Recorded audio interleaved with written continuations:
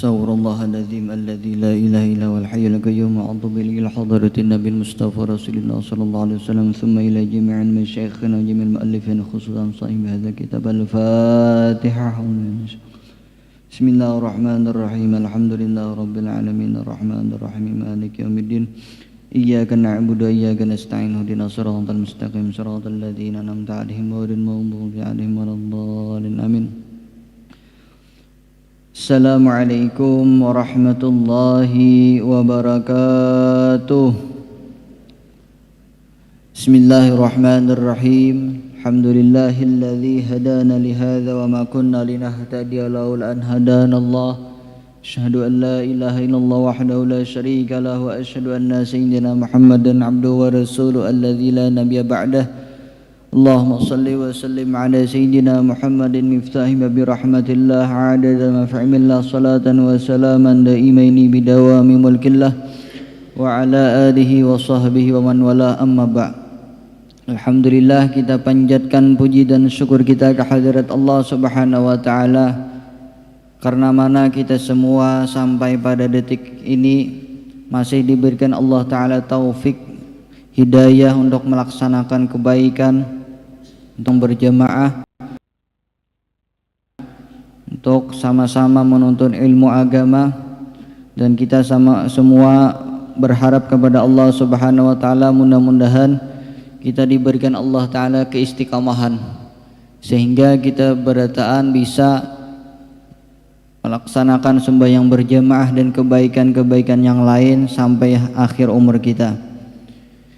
Alangkah bahagianya orang yang wafat dan membawa amal yang sangat banyak, karena amal kita sampai masuk ke dalam kubur.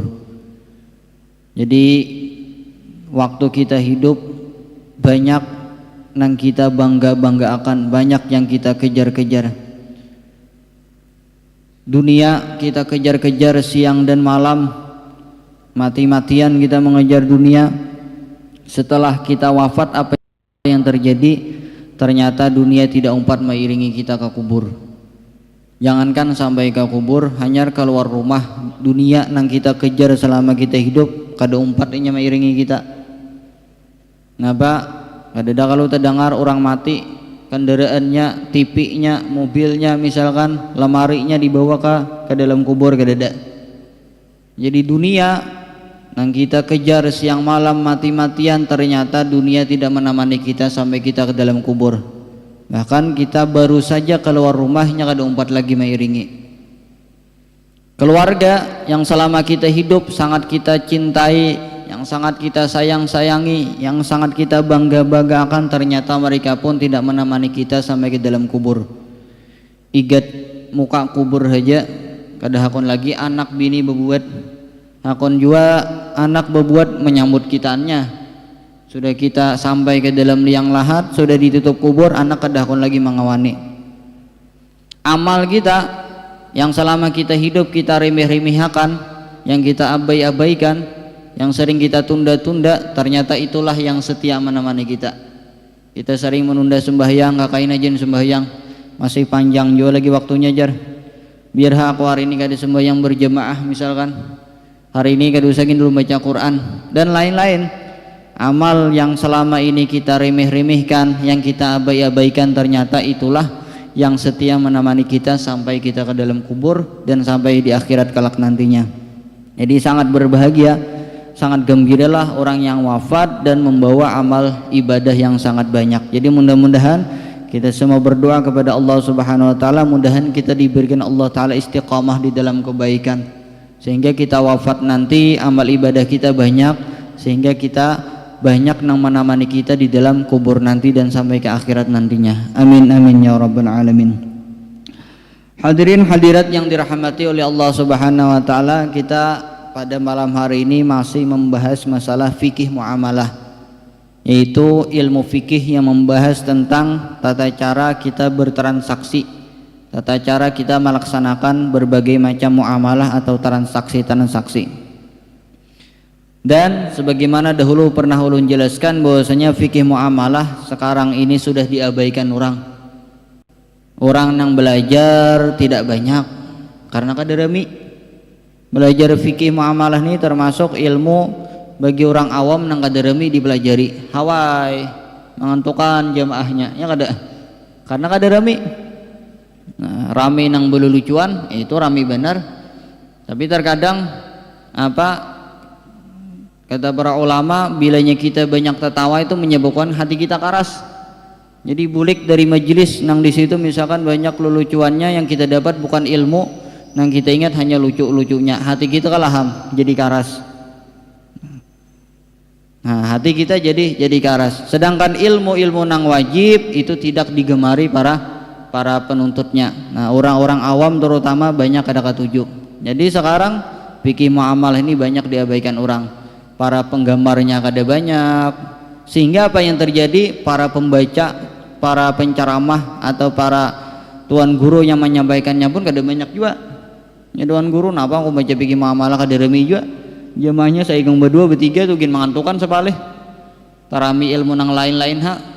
Nah, itulah awal mula fikih muamalah ini diangkat oleh Allah Subhanahu wa taala, sehingga apa yang terjadi orang banyak kada tahu. Jangankan apa ngarannya orang awam, tuan gurunya gin terkadang kada tapi paham lagi, karena kada tapi terbukai lagi kitabnya, jarang menyampaikan lawan orang bang. Jadi seorang haji terkadang lupa, tuan gurunya lupa, apalagi orang-orang awamnya. Nah, banyak diabaikan orang. Dan orang-orang yang berbisnis pun, orang-orang Islam yang berbisnis kada peduli lagi apakah cara aku berbisnis sudah sesuai lawan aturan Islam atau tidak sesuai kah, kada peduli. Yang mereka pedulikan apa? Yang mereka pedulikan yang penting aku untung, itu aja kan. Yang penting aku untung di dunia, di akhirat kada jadi masalah, untung kah rugi kada mereka pedulikan lagi.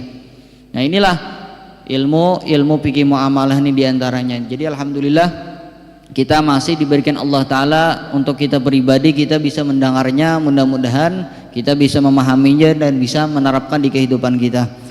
Itu aja lagi harapan kita kan. Para hadirin hadirat yang dirahmati oleh Allah Subhanahu wa taala, kita masih membahas masalah ijarah atau sewa menyewa. Dulu sudah ulun jelaskan bahwasanya sewa menyewa atau ijarah ini ada memiliki 4 rukun. Pertama, ada orang yang melakukan transaksi sewa menyewa. Yang kedua, ada manfaat yang disewakan. Yang ketiga, adanya bayaran. Yang keempat, adanya sigat, adanya akad. Masing-masing daripada 4 rukun itu memiliki syarat-syarat yang tertentu yang harus dipenuhi. Di antaranya yang kita bahas terakhir dahulu ialah masalah syarat daripada bayaran. Jadi kada semua benda itu bisa dijadikan bayaran untuk sewa. Tidak semua benda bisa dijadikan bayaran untuk membayar jasa. Ada syarat-syaratnya. Dan ada lagi masalah-masalah yang berkaitan tentang upah. Nah, dahulu sudah ulun jelaskan apa? Kalau kita sudah melaksanakan sewa, sudah berakad lawan orang, sudah beakuran bahasa kita, sudah berakad, barang yang kita sewa itu kita pakai keadakah wajib kita bayar sesuai lawan kesepakatan. Menyewa rumah sebulan berapa, 500.000, ternyata kada dipakai-pakai tetap wajib bayar 500.000. Menyewa mobil anak perintah sehari berapa sewanya, 200.000, tapi kada jadi memakai aja, sewanya jadi kan sudah berakad. Nah, ini tetap wajib bayar meskipun kada dipakai. Itu apabila sewa menyewanya sah, terpenuhi syarat-syaratnya. Tapi bila sewa menyewanya tidak sah, ada yang cacat, ada yang kada terpenuhi syarat-syaratnya, maka kada wajib bayar sesuai lawan apa yang disepakati, tapi wajib bayar lawan ujratul misil. Jadi ada istilah di fikih itu ujratul misil. Ujratul misil itu bahasa kita bayaran yang layak di tempat itu dan di masa itu. Kalau kita menyewa misalkan mobil Avanza nang tahun 2015 misalkan, ya rata-ratanya misalkan sehari itu kalau menyewa 300.000, kita akadnya 100.000 aja, tiba-tiba akadnya apa, sewanya kada sah karena ada yang salah, nah maka wajib bayarnya 300.000 tuh. Nah, dan itu wajib apabila sudah dipakai. Ini perbedaannya sewa menyewa sah yang tidak dan yang tidak sah. Kalau sah wajib membayar sesuai bayaran yang disepakati, kalau tidak sah wajib membayar dengan bayaran yang sesuai di tempat dan di masa itu. Dan hanya wajib juga membayar apabila barang yang disewa tadi sudah dimanfaatkan, sudah dipakai. Nah, yang kita bahas malam ini pulang itu tidak ada upah, tidak ada bayaran bagi pekerjaan yang dilakukan oleh orang yang mutlaqut tasarruf jika tanpa disyaratkan adanya upah, meskipun adat menuntut untuk bayar upah, meskipun atas permintaannya. Nah, jadi ada istilah di dalam fikih itu, kalau kita mempelajari fikih muamalah itu pian ada istilah mutlaqut tasarruf, ada istilah ahlu tabarruk. Dan itu terkadang jangankan kita orang awam, para santri, bahkan terkadang para ustadz-ustadz di pondok pesantren terkadang bingung apa itu mutlaqut tasarruf, apa itu ahlu tabarruk. Jadi mutlaqut tasarruf itu orang yang terpenuhi 3 syarat: balik, berakal, dan rasyid. Balik, berakal, dan rasyid. Rasyid ini ialah jar ulun dahulu apa? Orang yang bisa mengelola atau mengikuti duit disebut rasyid. Orang yang terpenuhi 3 syarat itu disebut mutlaqut tasarruf. Adapun ahlu tabarruk itu tak ditambah lagi syaratnya, apa? Orangnya dalam keadaan tidak garing nang parah, nang garing mendekati kematian. Nya ada ahlu tabarruk tuh kadesah misalkan apa? Kayak kita apa misalkan garing sudah hendak parah sudah mati, pergi jadi dokter seminggu aja lagi nih bapak ini meninggal ya. Lalu berwasiat, rumahku nang di situ gesan si fulan, rumahku nang di sana gesan si fulan. Berwasiat nih, itu wasiatnya kada sah. Kenapa? Karena kada ahlu tabarruk lagi. Nah, jadi tadi apa? Tidak ada upah bagi pekerjaan yang dilakukan oleh orang yang mutlaqut tasarruf. Berarti mutlaqut tasarruf ini berarti orangnya balik, berakal, dan bisa mengelola harta. Lalu dia melakukan suatu pekerjaan untuk orang lain tapi tanpa adanya pandiran atau kesepakatan membayar upah. Nah, maka orang yang melakukan pekerjaan itu tadi tidak wajib dibayar asal orangnya mutlaqut tasarruf. Berarti sudah balik, sudah berakal, dan orangnya tahu di duit, bisa mengelola duit. Kalau kakanakan berarti kada termasuk kan, orang gila kada termasuk. Nah, ini orang yang sudah balik, berakal, dan bisa mengelola harta. Jadi misalkan tiba-tiba rumah kita apa mobil kita nang parkir di pinggir jalan, tiba-tiba orang ada yang membersihkan. Imba tentang membersihkan minta upah berapa? Upahnya 50.000. Itu kada wajib dibayar. Menurut fikih itu kada wajib dibayar. Kenapa? Karena sebelumnya melaksanakan kada ada kesepakatan upah. Kada ada kesepakatan upah. Kita menyuruh aja kada, kayak pahendak bepandir bayaran kan? Menyuruh aja kada kita. Dan orang nama malap tadi kan orangnya mutlaqut tasarruf, orangnya balik, orangnya berakal, dan orangnya tahu di duit, bisa mengelola harta. Nah, itu kada wajib dibayar. Sampai kita misalkan ke Banjares itu berkendaraan atau bermobil, tiba-tiba di Martapuras itu lampu merah, tiba-tiba ada nang malapakan kaca kita misalkan, imba tuntung malapakan minta bayar. Itu secara fikih kada wajib dibayar. Secara fikih kada wajib dibayar. Kenapa? Karena orangnya mutlaqut tasarruf, dan sebelum membersihkan tadi, sebelum malapakan tadi kada ada bepandir masalah upah. Nah, jadi tidak ada upah bagi pekerjaan yang dilakukan oleh orang yang mutlaqut tasarruf jika tanpa disyaratkan adanya upah. Sebelumnya kada ada bepandir upah, tiba-tiba langsung begawi, langsung membersihkan halaman rumah kita misalkan, langsung membersihkan mobil kita, tiba-tiba misal langsung malapakan kendaraan kita, kada ada bepandir masalah upah, ini kada wajib dibayar. Meskipun adat menuntut untuk dibayar upah, dan meskipun atas permintaannya sendiri. Nah, ini mungkin sering terjadi, sehingga orang yang menyediakan jasa perlu tahu ilmu masalah ini. Pak, misalkan ulun datang ke BR Iling, kita kirim makan duit, kan kirim duit itu ada jasanya. Kalau nah berapa, kalau nya 1 juta misalkan jasanya 10.000. Nah, itu bilanya sebelum mengirim itu kada ada bepandir berapa minta bayar jasa, tuh kada wajib dibayar. Jadi sebelum pian mengirim makan duit orang padahi berapa pian mengirim duit jar kita sebagai jasa untuk mengirim duit tadi kan, jar orang 1 juta jar orang, jar kita padahal kan jasanya atau bayarannya 10.000. Ayo jar orang, nah jadi kirim makan. Bila inya kita kada bepandir kayak itu, orang kada wajib bayar nu kita secara fikih. Meskipun nang hendak mengirim duit tadi permintaan orang kan, kada kita sendiri nang berinisiatif melakukan, orang nang minta, tetap ini menurut fikih kada wajib dibayar upah. Arti kada wajib itu seandainya kita hendak bayar upah kada jadi masalah kan, bagus lagi. Tapi seandainya orang kada hakun bayar tuh kada kau dipaksa-paksa tuh. Secara fikih orang memang kada salah. Nah, secara fikih orang memang ada salah. Atau lagi napa misalkan jarun dahulu contohnya napa kita hendak mengganti ban mobil, ya kan, ban mobil, bannya sudah nukar, hendak mengganti aja lagi tulak ke bengkel, minta pasangkan, minta gantiakan bingkai ban kepada tukang bengkel. Cuman sebelum memasangkan kada ada bebandir upah, langsung digantiakan tukang bengkel. Tuh secara fikih kada wajib dibayar. Meskipun secara adat biasanya kan bengkel tuhnya minta upah. Meskipun mengganti ban tadi kita nang meminta, kada orang nang menggantiakan langsung, kita yang minta. Tetap secara fikih itu kada wajib dibayar. Nah, ini kada wajib dibayar. Nah, cuman dulu sudah ulun sampaikan, ini jarulun termasuk ilmu fikih yang hanya cukup kita ketahui, kada perlu kita amalkan. Karena kalau diamalkan jadi masalah di dalam masyarakatnya, kada bisa sariki orang kita. Walaupun tadi secara fikih kita bujur, kada salah kita. Ini keterangannya, kitabnya ada, hukumnya ada seperti ini.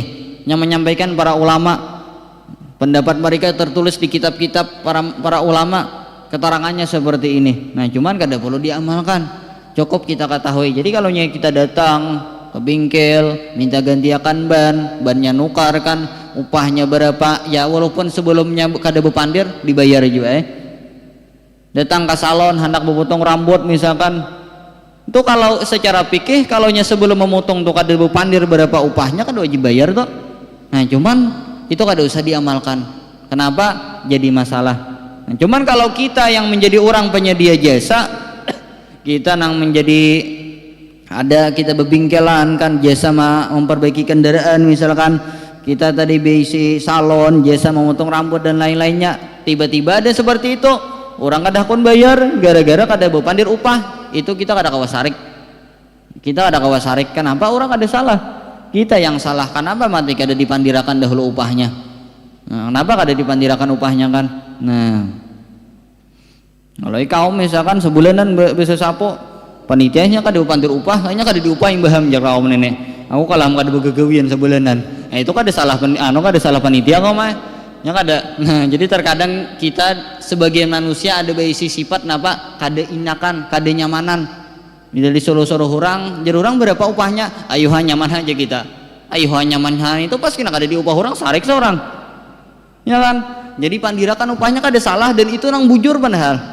Itu nang bujur. Kita disuruh orang mengangkatakan barang di pasar tuh misalkan, ya orang antarakan tuh nah apa misalkan tukang beca kan, antarakan jar orang ke sana nah ke mobil kok di luar, ayo aja tukang beca 10.000 lah. Nah tuh bagus kan, wajib tuh orang bayar 10.000. Bilanya kada dipandirakan itu orang kada wajib bayar, orang kada wajib bayar. Seandainya orang kada bayar, kita kada menuntut secara fikih lah. Nah, secara fikih, secara hukum negara kada tahu amulon, kada tahu am. Kira-kira polisi kada kon mah urus masalah nang biaya 10-20 ribu tuh hanya kan lapurakan kada diterimanya. Masalah itu pencurian aja ada batasannya. Kalau kada beratan pencurian kita kehilangan 100 ribu dilapurakan kada beratan, itu langsung ditindaknya. Ada syarat-syaratnya, ada batasannya.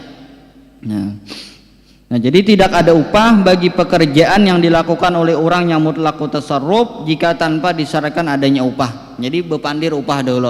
Ganti oleh jar orang, kita bisi bingkel. Nah, padahal kan olehnya 50.000, upah menggantikan 10.000. Ya sudah. Ini kalau kita hendak dua akad lah. Dua akad berarti napa? Menjual olehnya lawan upah menggantikan. Mun hendak ada lapah ulah sebuting akad saja berapa? Ya 60.000 jar kita olehnya menjual. Adapun menggantikan gratis. Nah, menggantikan gratis kada jadi masalah juga. Nah, boleh aja kayak itu kan. Artinya secara akad kita berakadnya napa harga oleh nang normalnya 50.000 kita jual 60.000, tapi itu sudah gratis atau bonus menggantikannya. Tapi amunnya menggantikan bayar, olehnya orang nukar bayar juga dua buti nggak akadnya baksa. Olehnya 50.000, menggantikannya berapa misalkan 10.000, jadi 60.000. Hendak ada apa sih sekali akad aja. Nih oleh ku jual 6 berapa tadi 60.000. Nah, menggantikan pang bonus saja lagi. Nah, itu bonus saja boleh aja kayak itu.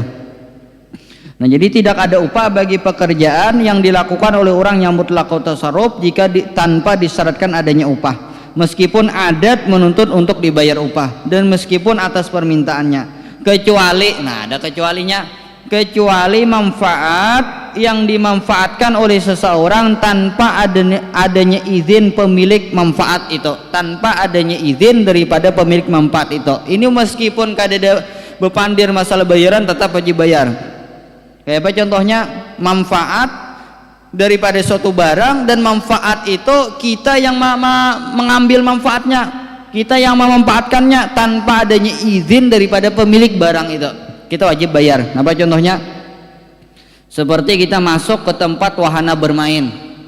Tempat wahana bermain di sana kan macam-macam, ada wahana, ada ayunan misalkan, ada macam-macam lah kesimpulannya. Kita nih langsung memanfaatkan ayunan, kita gunakan untuk berayun, kendaraan listrik tuh misalkan kita gunakan untuk jalan-jalan. Ini walaupun tanpa kita bepandir berapa sewanya sejam misalkan, tuh tetap wajib bayar. Kenapa? Karena kita mengambil hak orang. Kita mengambil hak orang kan. Beda halnya kita tadi mobil kita santai parkir di pinggir jalan, tiba-tiba ada yang membersihkan. Tuh salah orang, kenapa dibersihkan mobil orang kan? Minta bayar orang kada hakon tuh kada salah ampun mobil, salah seorang. Ada ini jadi masalah apa? Kita misalkan ke tempat wahana bermain, di sana banyak wahana-wahananya, kita pakai semuanya tuh, ternyata bayarnya jar orang berapa? 10 menitnya 50.000. Nah, wajib membayar. Nah, itu wajib bayar meskipun sebelum memakai itu kita kada bepandir upah, kada bepandir berapa biaya sewanya. Kenapa? Karena salah kita mengambil hak milik orang lain. Kan wahana atau tempat-tempat bermain itu kan milik orang, tiba-tiba kita mengambil, tiba-tiba kita memakai, berarti artinya kita mengambil manfaatnya aja bang kan, barangnya ada kita cuntan bang, cuman manfaatnya kita ambil. Nah ini wajib kita bayar. Apalagi misalkan santai di pinggir jalan, di muka sini misalkan ada taksi liwat ke pagar situ, tiba-tiba masuk, sebelum masuk tuh kada ada bepandir upah, bayarannya berapa taksi atau ujik misalkan ke pagat situ. Nah ini walaupun sebelum berbuat itu kada ada bepandir berapa harga atau jasa ujiknya, tetap wajib bayar. Kenapa? Karena kita yang berbuat tanpa izin pemilik kendaraan, tiba-tiba kita berbuat. Nah ini beda sedikit lah. Nah beda sedikit lawan yang masalah pertama tadi. Ada masalah pertama tadi orang yang tiba-tiba melakukan sesuatu untuk kita tanpa kita suruh, ada ini kita memanfaatkan daripada milik barang orang lain. Nah wajib membayar. Nah jadi kecuali manfaat yang dimanfaatkan oleh seseorang tanpa adanya izin pemilik manfaat. Kalau misalkan ada kendaraan di parkiran, hanya ada yang duduk 5 menit kita paraki, kita amun kendaraan, pak mohon maaf nih kendaraan ulun pian 5 menit sudah duduk di sini, paksa bayar 10.000 aja. Nah itu kada salah kan amun kendaraan dok, kenapa garang duduk di wadah orang kan? Amun itu termasuk caranya memanfaatkan milik orang lain. Bolehlah kita memanfaatkan milik orang lain tanpa izin pemiliknya, amun inya kita menyangka orang itu ridha aja kada apa-apa. Kita menyangka jar kita nih kendaraan orang, nah aku nak duduk satu mat, kira-kira duduk satu mat orang ada sarik juga, diizinakan aja, ini boleh aja meskipun kada bapak padahan. Tahu hujan hari kita di jalan misalkan kehujanan kada bisa ngujas benaung dulu di latar rumah orang, kita menduga bahwasanya orang mengizinkan aja, kita santai di situ kada apa atau kada berdosa atau. Tapi seandainya orang minta bayar itu pian kada kau mengarasi ya, karena kita mengambil manfaat daripada barang milik orang lain. Nah inilah karena kita mengambil manfaat daripada milik orang lain. Mun kita duduk di kendaraan tadi, ampunnya hendak mengambil kendaraan, kita kada hakon tuh gasap tuh hukumnya tuh haram hukumnya lah, tuh termasuk menggasap. Nah termasuk dianggap merampas, sudah haram hukumnya. Termasuk juga nih mungkin kita kada tahu, dan waktu kita misalkan lagi anum rancak melakukan seperti ini. Kenapa misalkan kita duduk di fasilitas umum, di mana kah? Di fasilitas umum kan, artinya di tempat yang kada ada ampunnya, di masjid kah, di taman kah, ada kan kursi-kursi, atau di pinggir jalan kah, duduk. Kita misalkan di masjid saja kan yang lebih mudah kita memaham. Kayak di sini ulun duduk, nyaman ulun duduk karena bersandar. Tihang di masjid sebubutingannya misalkan, tiba-tiba ada datang orang, sini bang satu mat, jar orang tadi menyuruh ulun berdiri ulun tundi orang nama hiya ulun tadi, imba ulun berdiri sekalinya nama hiya tadi langsung menduduki tempat ini. Nah ini bila ulun kada rida, berarti orang itu ngaranya menggasap, merampas hak milik ini kan apa ngarannya, tempat fasilitas umum, artinya semua orang berhak memanfaatkan fasilitas itu. Lalu kita mendustai orang, mengambil tadi itu sama lawan merampas dan hukumnya haram. Nah, sama merampas dan itu hukumnya haram. Nah, kalau kita bergayaan gitu, amunan digayai rida kada jadi masalah. Kalau binainya kada rida warai nyaman bersandar sidin kan. Tuh siang tadi lapah baangkot nabaka sakit pinggang jadi nyaman mendengarkan pembacaan sambil bersandarnya, ada nama hiau. Anak duduk di situ. Mbak hiau berdiri saja diduduki tempat sidin. Nah, ini merampas tuh hukumnya pian haram nih tuh. Sama juga kalau dipikir itu misalkan kayak ini kan masjid. Nah, lalu tiba-tiba ada orang duduk di salah satu saf di sini misalkan. Bila orang itu keluar daripada saf itu dan kadada meninggalkan apa-apa, kita boleh memasuki saf itu. Nah, orang duduk sembahyang di sini misalkan maghrib tadi kan sampai bawirid sidin. Imbah tundong berdoa sidin keluar. Ya, kita boleh menempati tempat ini apabila sidin kadada meninggalkan barang-barang milik sidin.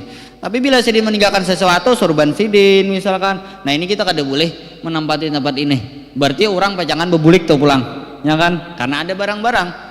Amun sorban ini misalkan kita angkat, ternyata di dalam sorban ada HP, pas pecah, nah wajib mengganti itu. Wajib kita mengganti HP orang dok. Nah, apabila kita mengangkatnya di dalam fikih itu dijelaskan lawan tangan. Tapi kalau kita geser-geser lawan batis saja kada apa-apa. Ada yang rusak ada wajib mengganti. Nah, ada rusak ada wajib mengganti. Kalau di sini kan, nah ada orang duduk di sini tadi, misalkan meninggal sorban, soalnya di dalam sorban ada HP. Lalu kita geser-geser, misalkan karena hendak sembahyangan, orang sudah kamat, ampun sorban kada datang juga kan kosong sap jadinya. Nah, amun hendak menampati, pian amun mau ubah apa mun pian sembahyang di sorban orang nih, orang minta bayar wajib membayar. Karena manfaat barang orang kan, kita ambil manfaatnya, orang minta bayaran wajib bayar. Amun kita kada hendak bayar bang, ugah dulu sorban orang nih, ugah dulu sorban orang karena sudah kamat tadi kan. Nah, kalau belum kamat kada boleh. Nah, lalu ugah sorban orang bila kita mau ubah lawan tangan, ternyata di dalam misalkan ada HP, diangkat pas pecah HP orang, wajib mengganti. Tapi bilanya kita mau ubah lawan batis, tiba-tiba misalkan di dalam ada HP, lalu HP-nya rusak nih, kada wajib mengganti. Jadi di dalam fikih itu kayak itu pian dijelaskan beda antara kita menggeser barang milik orang lain dengan tangan lawan dengan batis. Sama aja misalkan kita bertemuan barang di jalan, nah kita kada tahu siapa pemiliknya, itu disebut dalam fikih namanya luqatah. Bila kita ambil, kita wajib mengumumkan barang luqatah itu selama 1 tahun. Kalau bertemuan misalkan amas sudah 2 kilo di jalan ya kada, teman amas 2 kilo lain ampun kita, berarti ampun orang kan, nya antara dua aja bila kada pun seorang pun orang toh kan. Nah, bila kita mendapat tuh wajib diumumkan. Siapa ada merasa kehilangan amas kan, kena bila bertemuan pemiliknya dan sidin ada besi buktinya dibulikakan. Dan bila inya kada bertemuan sampai setahun, barang itu boleh kita miliki, gesan kita. Cuman seandainya kena beberapa tahun kemudian pemiliknya datang dan sidin membawa bukti-bukti nang kuat, kita wajib mengganti. Amun inya kita kada ambil barang tadi, kita kada bertanggung jawab mengumumkan. Kalau kita mohon amas tadi misalkan di jalan, kita kada wani ambil karena kita merasa diri kita kada amanah menjagakan amas orang, jadi kada wani ambil, kita kada bertanggung jawab. Amunnya kita mengambil, ini kita bertanggung jawab. Nya ada sebagian dapat misalkan duit dompet misalkan diambil, diantarakan wadah tukang warung nang di parak situ nang dapat, nang jadi masalah kalau pindah tukang warungnya kada jadi kada amanah, kada diumumkan orang. Gesan tukang warung marah kita jadi masalah nih, kita bertanggung jawab karena kita mengambil bang. Amun kita merasa kada sanggup melaksanakan amanah bertamuan harta milik orang lain, ini kada usah diambil, kada usah diambil. Dan kita boleh melihat itu kira-kira napa di dalam dompet nih, napa dalam kantongan. Amun kita menggeser-geser membuka-buka pakai batis, jadi dibuka-buka pakai batis, ada rusak tuh kada wajib mengganti. Sama lawan kisah sorban tadi kan HP tadi. Tapi kalau kita ambil lawan tangan, tiba-tiba kita buka ada narusak, hintaloka, pecah misalkan gara-gara kita, nih wajib mengganti. Dan ketika sudah kita mengambil, kita wajib tuh mau memakan tadi deh. Nah, ini ngarannya barang lokatah. Nah, jadi kembali tadi tidak ada upah bagi pekerjaan yang dilakukan oleh orang yang mutlak tasarruf jika tanpa disyaratkan adanya upah, meskipun adat menuntut untuk dibayar upah dan meskipun atas permintaannya. kecuali manfaat yang dimanfaatkan oleh seseorang tanpa adanya izin pemilik manfaat, seperti masuk ke tempat wahana bermain tanpa izin pemilik atau penjaganya, seperti lagi masuk ke mobil taksi tanpa diberi izin oleh pemilik mobil atau oleh sopirnya, wajib kita bayar. Nah, habis.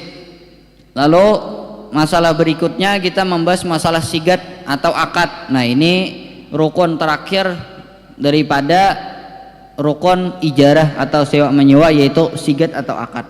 Sigat ada dua, yaitu ijab dan kabul. Ijab ada dua. Ijab itu bisa lapasnya sarih, bisa lapasnya kinayah. Yang sarih seperti misalkan saya sewakan ini atau manfaatnya selama setahun dengan bayaran sekian. Ini artinya sarih, artinya kita menggunakan kata-kata sewa. Saya sewakan rumah ini dengan bayaran sekian selama sebulan misalkan, atau selama setahun. Ini artinya sarih. Bisa juga ijarah ini lapasnya atau akadnya kinayah. Kayak apa contohnya? Seperti saya jadikan untuk engkau manfaat ini barang selama setahun dengan bayaran sekian. Nah, ini pakai bahasa kita misalkan pakai hak kendaraan ini seminggu nih, tapi bayar bang 10.000. Nah, ini ngarannya ijarah juga kan, sewa. Meskipun waktu kita berpandir kada ada menyambat sewa, tapi kita hanya mengatakan jar kita pakai hak kendaraan ini selama satu hari misalkan, tapi bayar 50.000. Nah, ini bila niatnya untuk menyewa berarti sewa toh. Nah, ini ngarannya kinayah. Nah, jadi kinayah seperti saya jadikan untuk engkau manfaat ini barang selama setahun dengan bayaran sekian. Atau seperti jadi kita misalkan diami rumah ini selama sebulan dengan bayaran sekian. Iya juga kan, padahal ada kata-kata saya sewakan. Kalau ada kata-kata saya sewakan, ini artinya lapas nang sarih. Nah, bilanya lapas sarih ini kada kawat di beniat kada beniat kita untuk menyewakan, hasil dah sewa menyewa. Adapun kinayah bila niatnya menyewakan, hasil atau sewa. Bila kada ada niat untuk menyewakan, kada hasil. Arti kinayah ini ialah lapas yang mengandung beberapa kemungkinan makna, bisa untuk sewa, bisa bukan untuk sewa. Jadi kita nih pakai mobilku nih selama sehari bayaran berapa misalkan 10.000. Itu bisa sifatnya menginjami, bisa sifatnya apa? Menyewakan. Nah, lalu bila kita niatnya menyewakan, ya berarti sewa atau termasuk kinayah juga yaitu tulisan. Nah, ini zaman sekarang bahkan kira-kira tak banyak memakai tulisan sewa menyewa ini, atau bahasa lain kontrak. Karena dunia internasional itu banyak kontrak, bukan sewa lagi. Jadi sama itu kalau dipikir termasuk sewa juga. Jadi untuk dikontrak tanda tangan. Kontrak kenapa misalkan menyewa artis untuk apa menjadi pemeran sinetron misalkan dikontrak sampai kisahnya selesai, atau sampai 1 tahun misalkan dikontrak, dan itu misalkan ada ucapannya saya sewa engkau tapi dengan tertulis. Nah, ini termasuk kinayah juga, sah aja sudah apabila ada niatnya. Bahkan di zaman sekarang ini disebutkan dalam kitab Syarah Yaqutin Nafis, tulisan zaman sekarang bahkan dianggap lebih kuat lagi daripada kata-kata. Nah, tulisan apalagi tulisannya bermaterai-materai kan. Nah, ini sertifikat misalkan atau apakah masalah sewa tadi misalkan masalah kontrak, itu terkadang zaman kita sekarang dianggap lebih kuat lagi daripada lapas.